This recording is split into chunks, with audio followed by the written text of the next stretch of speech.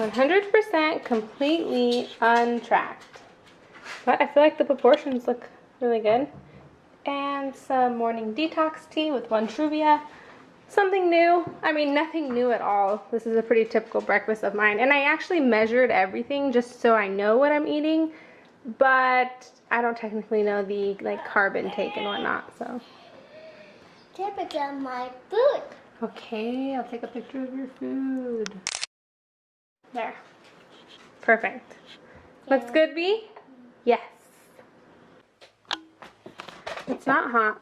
It is hot. It's cold outside. Look what Mommy's wearing. Hot with Go get a sweater. the I was certainly going to bring you guys along with me to go grocery shopping. My camera's about to die, so we're gonna leave. I think I'm just gonna go ahead and continue my full day of like intuitive eating, and there's a few things I want to talk about. So yeah. Alright, so I kind of just went through, we went grocery shopping, picked up a few things. I got thick cut bacon, which, as you know, bacon has a lot of fat, but I don't care because it tastes good, and I'll keep that in mind when I eat it. This looks pretty good. They had samples of these chicken breast burrito bowls. Seasoned chicken breast with a blend of brown and white rice, black beans, corn, roasted salsa topped with jack and cheddar cheese. What does that sound like to you guys? Chipotle. Yes. So I bought them. And the macros, or the nutrition label on them, is really good. 10 fat, 46 carbs, and 30 protein. So that's really good. They're not that big, but to add volume, you could throw it on a like bowl of lettuce. Chicken breast. I think a lot of people make mistakes when they eat chicken. Chicken has a lot of fat, so make sure you're eating chicken breast. Cucumbers, good snack for when you're just hungry or bored or feel like snacking. It has like relatively no calories. Bananas, of course, people always make the mistake and think that fruits and vegetables are like the best thing to eat, but they are high in carbs, so keep that in mind. Bananas, apples. I usually eat an apple for breakfast every day, or part of my breakfast. Spinach. Donut. I want to start making smoothies again because I've been hooked on Jamba Juice. So I also got organic acai juice, and acai is a superfood juice, and it's actually just really good for you. So something to kind of like supercharge my smoothies. And because I'm lazy and I like to put stuff like this when I make dinner, or like turkey, I just like throw a can of that in my turkey. And I got cherries, California cherries, because they were on sale.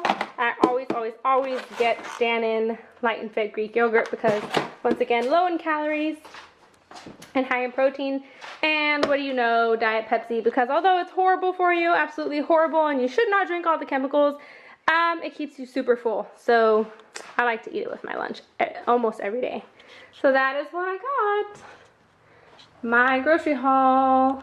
Dun-dun. Do you want to go outside, Barney? Run free, Barney. It's actually a very cold day here. Here in the Bay Area.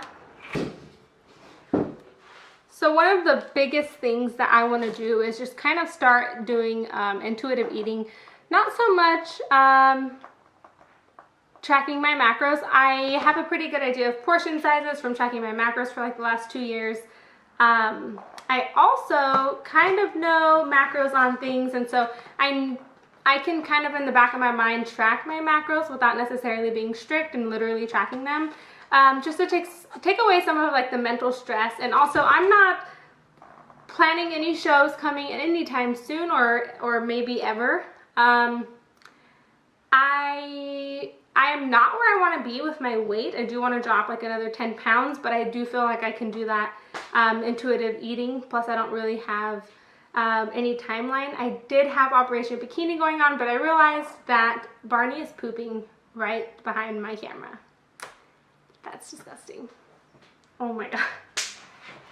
Anyways, I realized that with, I don't know, I just wasn't making any progress. I feel like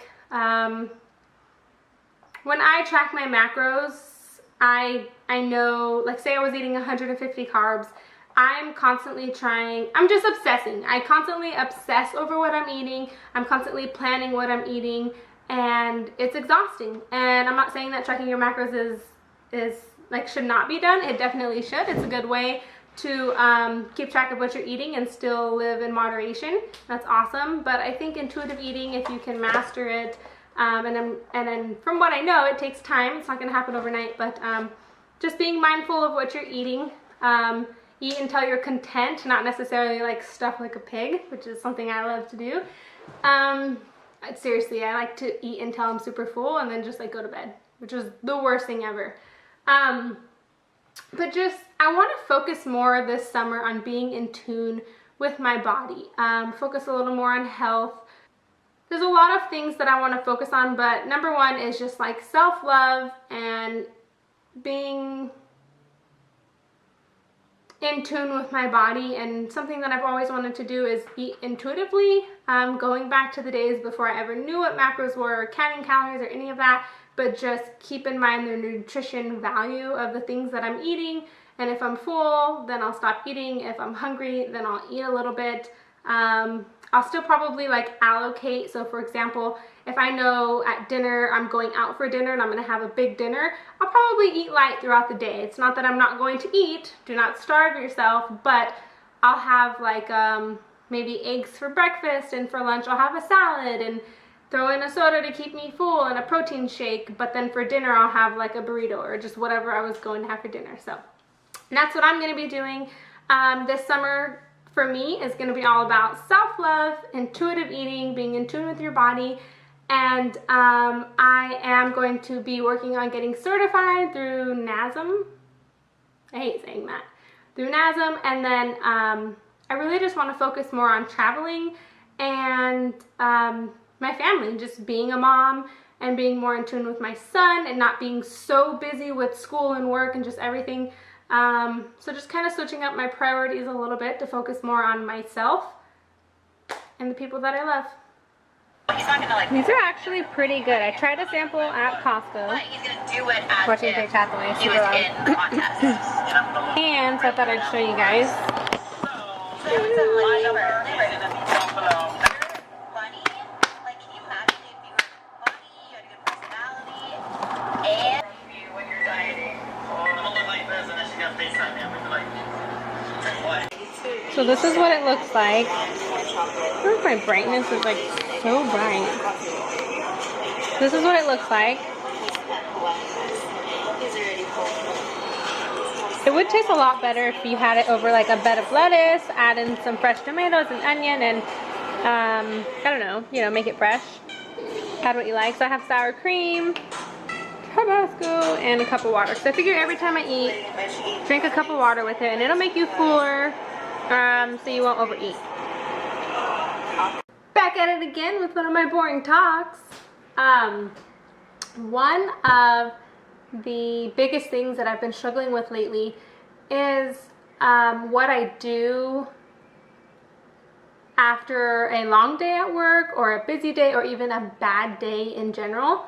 I always come home and I don't go out. I don't do anything. What I do for myself, or what I do that I think is fun, is go to the gym. Fitness is my outlet. Fitness is pretty much just what I do, if that makes any sense. So the only other thing that I really do that I enjoy is food. So I'll be like, hey, Jerome, let's go out to dinner. Let's get this, let's get that. And I'll kind of just overindulge. And so one of the things that I'm trying to focus on the most is maybe trying something else, because I never realized that I run to food when I'm emotional, or like when I'm stressed, or when I'm upset, or when I just want to like let loose. I'm like, let's go out and let's just go get some dinner and just relax and talk and have a good time. That's when I don't track those meals. I never do. It's okay to go out and let loose and just relax and have a good time and have a, you know, good dinner, but not every week, and not necessarily that you're not, or that you're overeating in. I've been thinking a few things that I'm going to try this summer. One of them is like meditating, journaling, things like that. So I'm also going to be making a vision board, which I'll probably record because I want to visualize and actually see my goals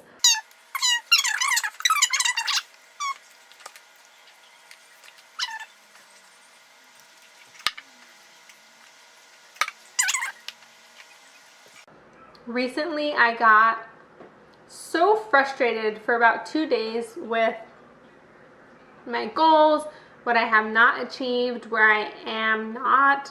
And I was constantly complaining for a few weeks now just about my job and about everything I haven't done, everything I haven't achieved, that I'm working toward. And my boyfriend had to kindly remind me to be thankful for what I have achieved, to don't forget to look back at what I have already done and how far I have come. And just be thankful because I have a great job. I did compete. That was one of my big goals, and my next one is to get certified and be able to help other people, and that I will be doing definitely this year, hopefully this summer. So I think one of the biggest things is I have to remember to be thankful and be happy with everything that I have, and not necessarily constantly compare myself to other people who already are kind of living the dream that I want to achieve. I need to stop comparing myself and just be me, just be who I am, and just do what makes me happy, and I'll get there eventually. And I don't know, I think that's the funnest thing about vlogging is because I can look back. I was looking back at my videos from when I first started prep for my first competition, and it's crazy to see, you know, the ways that I've changed, and just kind of all the experiences that I've had in between now and then. I'm just kind of at a point in my life where I just want to be happy during the journey. You cannot forget to be happy along the way to reaching your goals. And I think sometimes I definitely get so consumed by the end result. I get so consumed with, it's going to take me this many years to do this. You know, in school right now, I'll barely be getting my associate's degree next year. And then I have to go, another 2 years before I get my bachelor's degree, and life happens in between, right? So for me, I feel like it's taking me twice as long as the average person, obviously because I do work full time, and that's no excuse, but just because I have my son and I just have everything, and I don't know, I could probably do it faster, but I'm kind of just going at my own speed, and I'm getting it done, but I think it upsets me that it's taking so long, and I feel like I could do better. I always feel like I could do better, and I think it's upsetting because I feel like so many years are slipping away where I haven't accomplished anything like finishing school yet, or fitness wise. I want to be able to help other people. I want to be a part of something bigger, and I think that it upsets me when I feel like, what am I doing wrong? You know, why haven't I gotten certified already? Why haven't I gained more experience and knowledge and all the things that it takes to do what I want to do? And then at home, you know, things slip with my son and just life, family life in general. And there's a lot of things I want to do as a mother as well.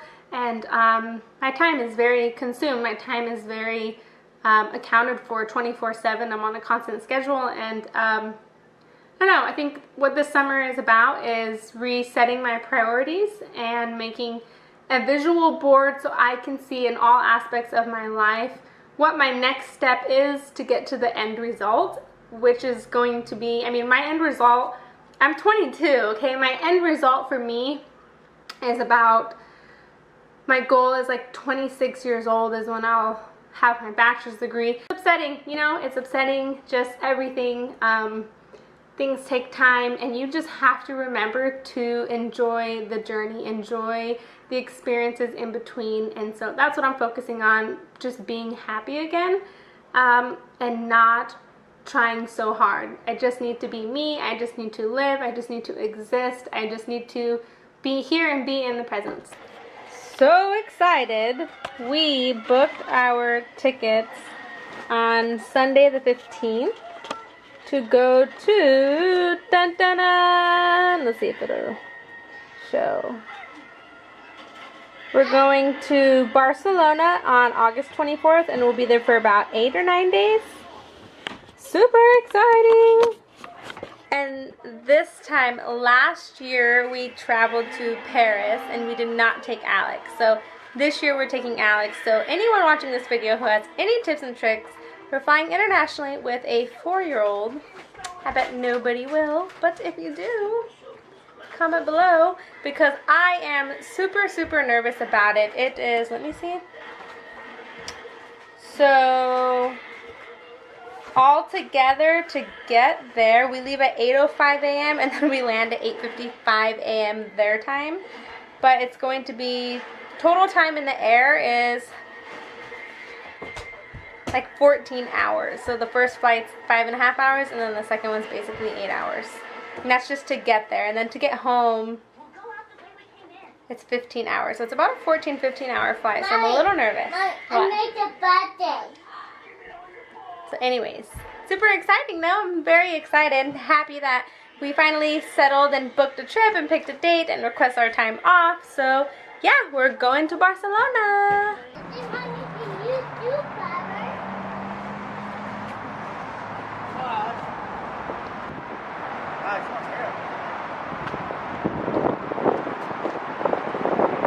Such a busy street we live on. Such a busy street. It looks so pretty outside to me for some reason right now. It's really nice. Anyways, I'm starving. We should hurry up. Joe and Mommy. What? Thank Joe.